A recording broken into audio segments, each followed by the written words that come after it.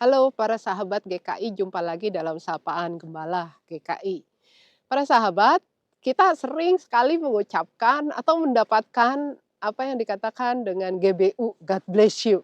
Kita sering mungkin di dalam teks-teks kita, pesan-pesan kita di media sosial atau juga, eee pesan singkat kita kepada orang lain, kita mencantumkan dengan GBU GBU GBU, God bless you God bless you God bless you, Tuhan memberkati kamu dan sebagainya.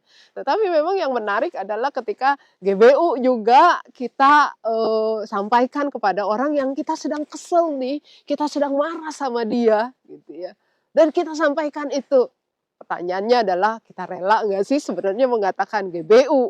Atau karena udah kebiasaan harus mencantumkan itu, maka sekalipun saya marah, ya udahlah gitu ya. Sebenarnya saya nggak rela untuk memberikan kata itu, tetapi ya saya sudah lakukan itu. Nah, para sahabat, kata GBU itu, God bless you, seringkali akhirnya kehilangan maknanya lagi. Ketika itu sudah menjadi kata yang umum, menjadi slogan, bahkan juga menjadi identitas kita sebagai orang Kristen. Tapi God bless you ini menjadi sangat menarik ketika kita coba mengembalikan sebenarnya apa makna dari kata-kata Tuhan memberkatimu.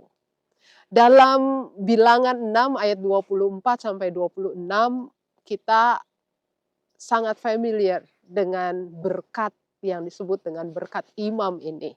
Ini adalah berkat yang harus diucapkan oleh Harun kepada bangsa Israel.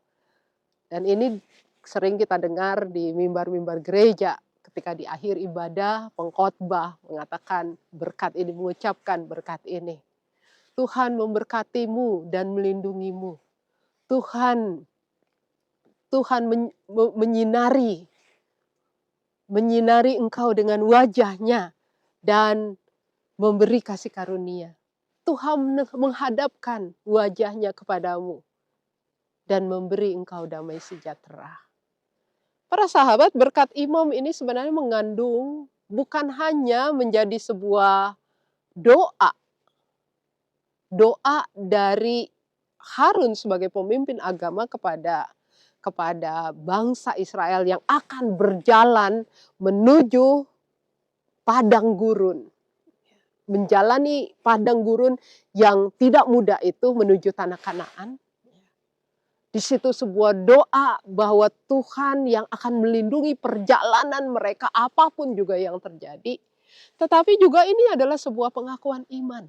Pengakuan iman sebuah bangsa yang hidup menurut kehendak Tuhan. Pengakuan iman bahwa perjalanan sesulit apapun, mereka akan tiba ke tanah Kanaan karena berkat Tuhan. Karena Tuhan selalu menyertai. Karena itu sebenarnya ada yang menarik ya. Di ayat 26 misalnya atau juga 25 kata-kata Tuhan menghadapkan wajahnya. Tuhan menyinari mereka dengan wajahnya Tuhan. Kenapa? Karena sebenarnya dalam kepercayaan orang Israel ya di dalam Alkitab kita nggak ada orang yang sanggup untuk melihat wajah Tuhan. Karena kalau melihat wajah Tuhan, dia akan mati. Tapi ketika di sini dikatakan bahwa Tuhan sendiri yang akan menghadapkan wajahnya, maka sebenarnya Tuhan memberikan kehidupan bagi bangsa Israel. Sebuah pengakuan, keyakinan iman, bahkan juga janji bahwa Tuhan sendiri yang akan memberikan kehidupan.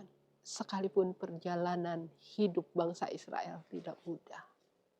Sekalipun mereka harus menemui banyak hal dalam padang gurun. Tapi di situ Tuhan sendiri yang akan dan Tuhan menjanjikan kehidupan bagi mereka. Para sahabat, karena itu ketika kita mengatakan GBU kepada orang lain, maka sesungguhnya itu adalah sebuah pengakuan iman kita.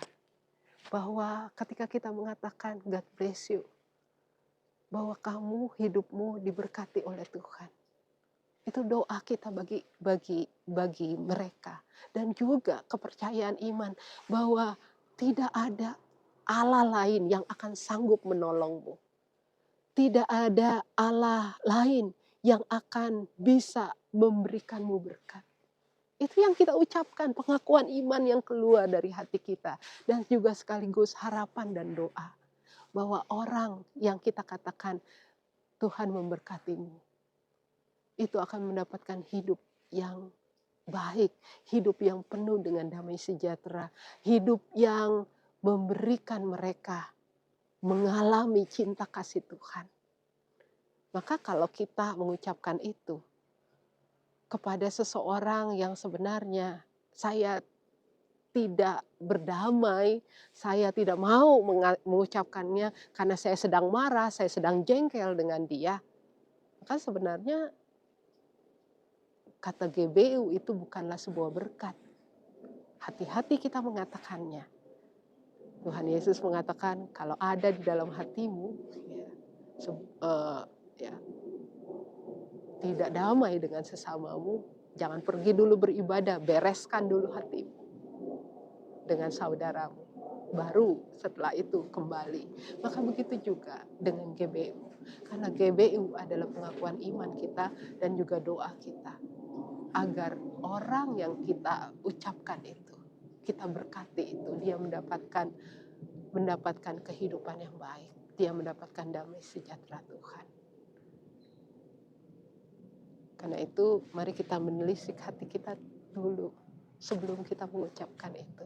Supaya berkat itu betul-betul menjadi berkat. Bukan malah sebaliknya. Itu menjadi kepura-puraan. Kita menjadi orang yang munafik di hadapan Tuhan dan juga di hadapan sesama kita. Tuhan memberkati. Bye-bye.